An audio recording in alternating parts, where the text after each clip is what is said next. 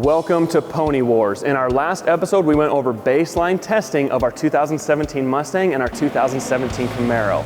Down the quarter mile, our Mustang GT did an elapsed time of 12.95 seconds. On the chassis dyno, it made 356 horsepower at the rear tires, and it went around the road course in 2 minutes and 10 seconds. But our Camaro was a force to be reckoned with in completely stock form. It put down 408 horsepower at the rear tires, it went down the quarter mile in 12.15 seconds, and it went around the road course more than a second faster than the Mustang at 2 minutes and 9 seconds. In this episode, we're going to put $5,000 builds and budgets into both cars. That's stage one of the competition, and at the end, the first 2 points are up for grabs. Both cars are going to get put on the chassis dyno after the $5,000 builds are completely finished, and we'll get to see how much power we pick up in both of these cars. But for now, let's talk about the builders and the budgets and what parts they chose and why. So our Camaro already kicked ass at the drag strip and the road course. The Mustang was way behind. So we've got a good lead and we're gonna just expand that lead. We're gonna focus primarily on making horsepower to win the dyno and win the drag strip again. In order to do that, we started out with a Holley Intech cold air intake at the front. Gets more air in, helps produce power. For the intake manifold, we swapped that out to an MSD Atomic Air Force intake manifold. It's bigger, it's got a 103 millimeter opening on it, but it paired with our stock throttle body, so that's all gonna work. Gonna get better airflow into the motor, that equates to more horsepower.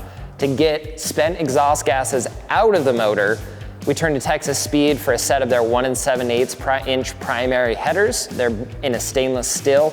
They sent us some high flow cats with it, and then we paired that with our NPP exhaust on this Camaro. Now that's a dual mode exhaust that already comes on this Camaro. No reason to ditch it, nothing to be gained there. It's straight through, it bypasses the muffler at the back. So we stuck with that. It's gonna make good horsepower for us. But one of the big things we did change was in the torque converter. ATI sent us one of their higher stall speed converters. It's gonna bump up our stall speed about 1,000 RPM. And then we did a set of BMR's CRADLE mounts at the back, which are made from a Delrin bushing style. That's gonna isolate any wheel hop, vibration, anything like that that's coming through, moving that cradle around. It's gonna isolate it, gonna make sure we plant all that power and get out of the hole. Now, for the ignition system, we turned to E3. They sent over their coils, spark plug wires, and spark plugs to make sure this is popping off in the best way possible. For the fluids, we turned to Royal Purple. All of their synthetic lubes are freeing up horsepower, reducing heat. It's just all good stuff for this Camaro. And then out back, Mickey Thompson sent over a set of ET Street SS's. We used them in our first test. We're gonna be using them again on the same 20-inch wheels this time. And that whole combination of parts is going to have us murdering that Mustang. We can't wait to get it put together, so let's get to work. Chase had a $5,000 budget, and using prices from Summit Racing Equipment, the total came out to a little over $4,300. The throttle body he chose was on national back order, so Chase decided to push the remaining $700 into the $15,000 budget in part 2.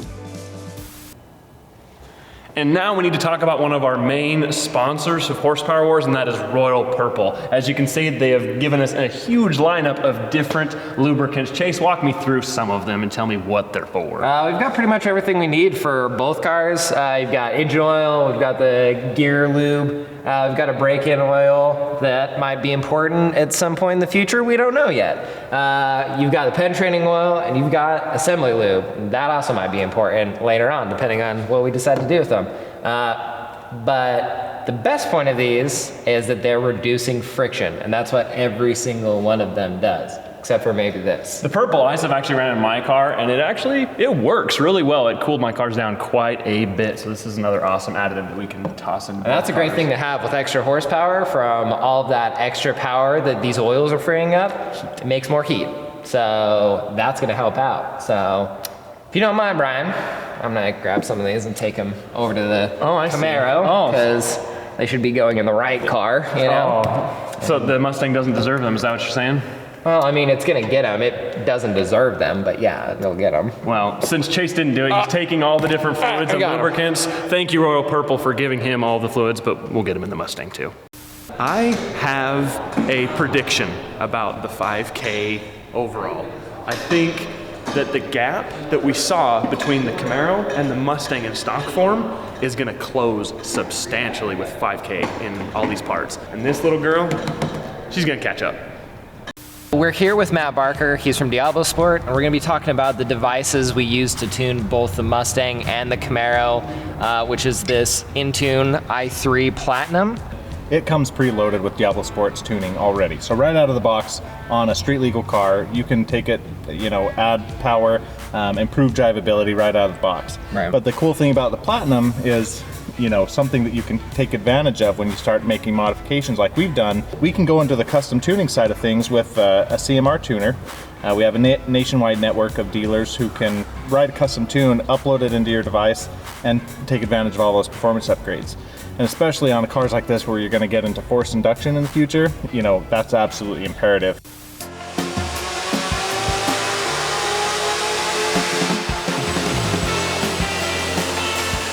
Sounded a lot better, so hopefully that means more power.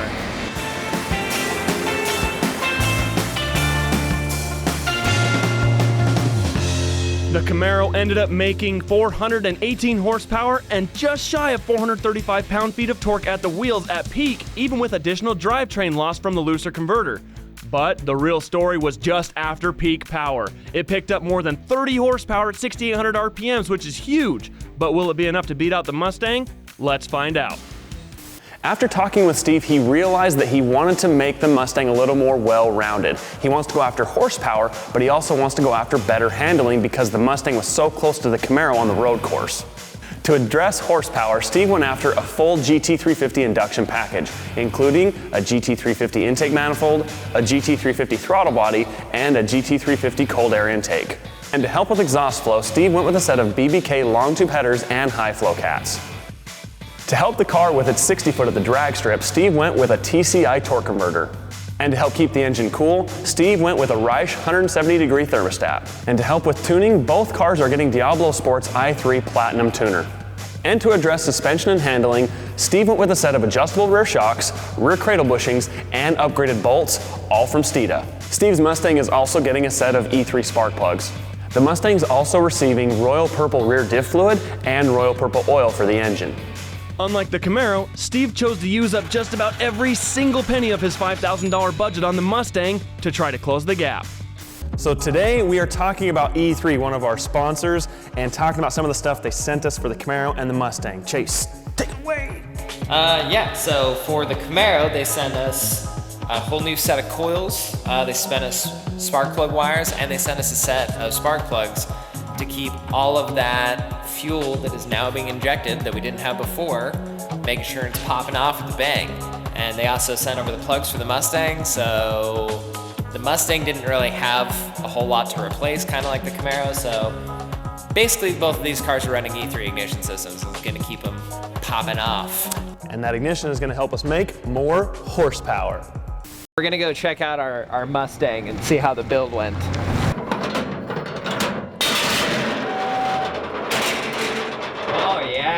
She's looking nice. I gotta admit, this is one of the better looking Mustangs I've ever seen. It might give the Camaro a run for its money, I don't know.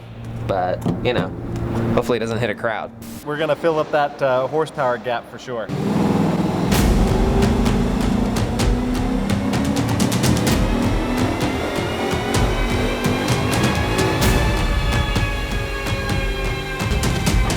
Wow! On big here. It lost a little bit of torque, which is kind of to be expected a little bit with the mods that were done, but it picked up a bunch of power, which is great.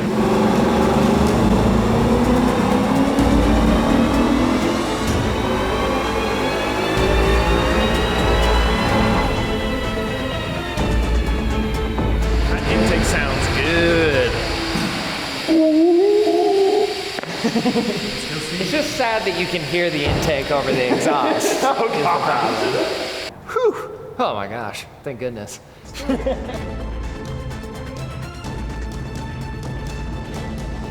Well, there you have it. The Mustang ended up making 402 horsepower at the rear tire, which is nearly a 50 horsepower gain. It's definitely gonna go faster in the quarter mile now, and it's gonna go faster around the road course, but it wasn't enough to grab the 2 points from the Camaro for the dyno competition. So we have to award those points to Team Bowtie.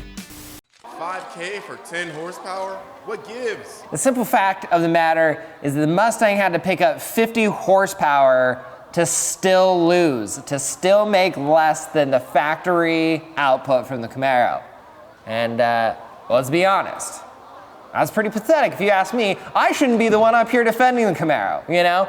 I should be down there with all of you while we ask Steve Turner about the Mustang. I like him. I'll take those results any day of the week, man. It's 10 horsepower, that's still a gain. Is that gonna translate to better times at the track? Of course it is. I bet we drop a couple of tenths at the very least. So can the Mustang still say that? Doubt it. Well, you got to see exactly how much power both of our cars put down on the chassis dyno with the $5,000 builds and budgets completed. Our Mustang GT put down 402 horsepower at its rear tires, and our Camaro put down 418 horsepower at the rear tires that used to be here. And that means it wins the first 2 points of the competition. Coming up in our next episode, you get to see both of these cars go around the road course and down the drag strip, because you want to see how fast both of these are, right? That's coming up next time on Pony Wars.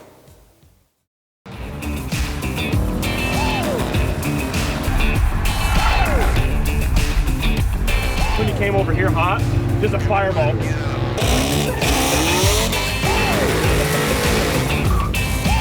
They both went solid 60 foots, but I think there's more in them, and I'm gonna hit them a little harder this time. So.